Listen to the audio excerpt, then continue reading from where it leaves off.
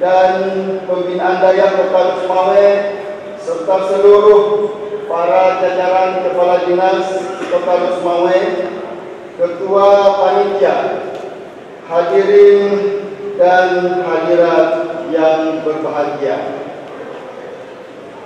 Alhamdulillah, puji syukur kepada Allah Subhanahu wa taala atas limpahan taufik dan hidayahnya, sehingga pada kesempatan yang berbahagia ini kita bersama dapat bertemu dan bertatap muka sekaligus bersilaturahim dalam suasana penuh kedamaian dan sehat walafiat.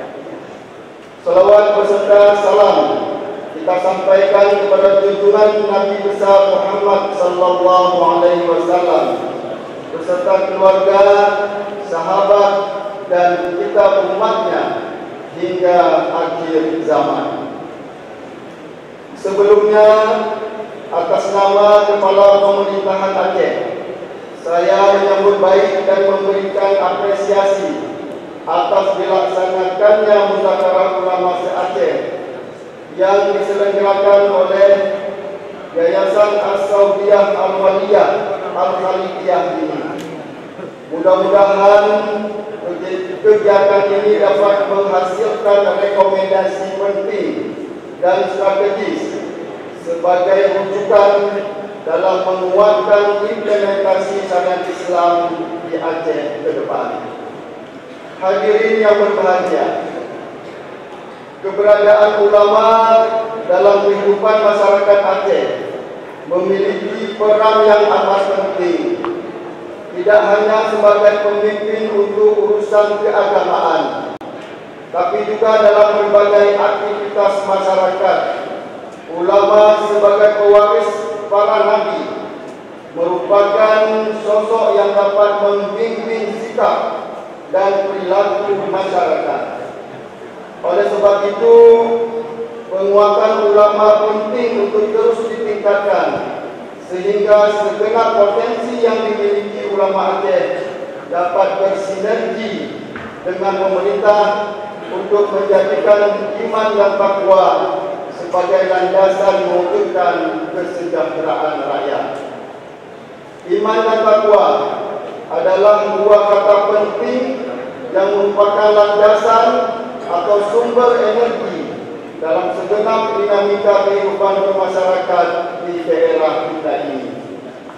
Tanpa dilandasi iman dan takwa, dinamika kehidupan bermasyarakat kita akan mengarah kepada kehancuran karena hanya bertumpu pada pencapaian yang bersifat material.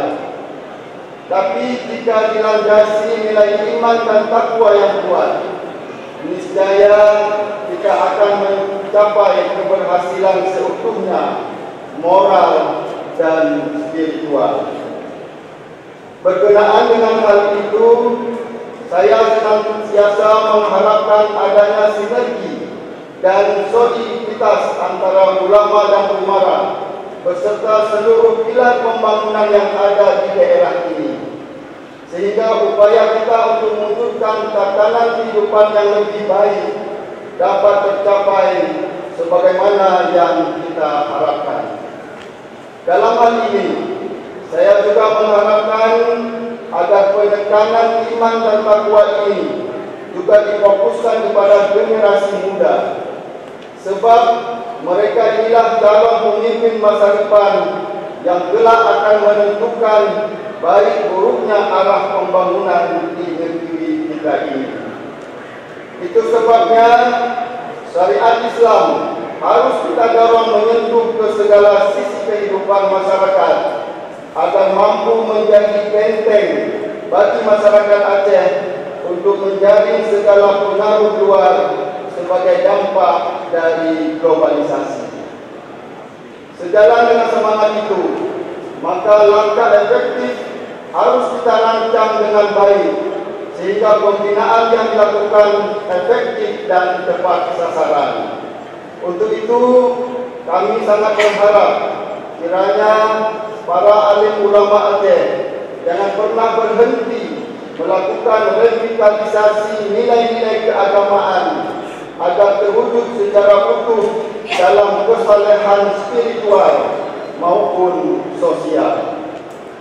Dengan demikian, ajaran agama tidak hanya tercermin dalam teks kitab suci, hadis maupun buku-buku keagamaan, namun sungguh-sungguh beraktualisasikan dalam kehidupan sehari-hari, termasuk menjadi sumber energi dan motivasi dalam rangka melakukan tugas pengabdian kepada umat, bangsa dan negara. Para abu, alim ulama, tengku-tengku, para guru serta hadirin yang berbahagia.